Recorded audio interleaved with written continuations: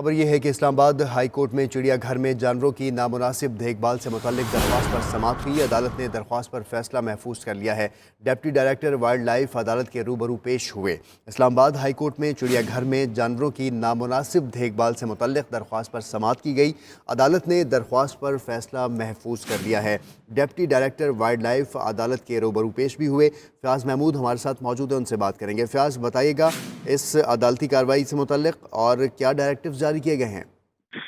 جی دیکھیں، اسلام آباد high court میں چڑیا گھر میں جانوروں کی نامناسب دیکھ بھال سے متعلق درخواست پر فیصلہ محفوظ کر لیا ہے۔ ڈپٹی ڈائریکٹر وائلڈ لائف آج عدالت کے روبرو پیش ہوئے۔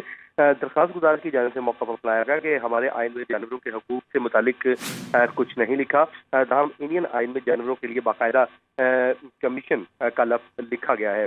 اس کے علاوہ جسٹس قاضی فائز عیسیٰ کے فیصلے کا حوالہ بھی دیا گیا، جس میں درخواست گزار نے کہا کہ اسلام میں جانوروں کے حقوق اور تحفظ کا ذکر ضرور موجود ہے۔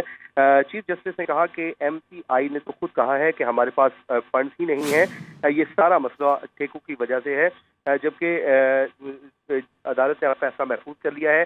یہ درخواست گزار کی جانب سے موقع پر بتایا گیا تھا کہ چڑیا گھر کے جانوروں کی مناسب دیکھ بھال نہیں کی جا رہی۔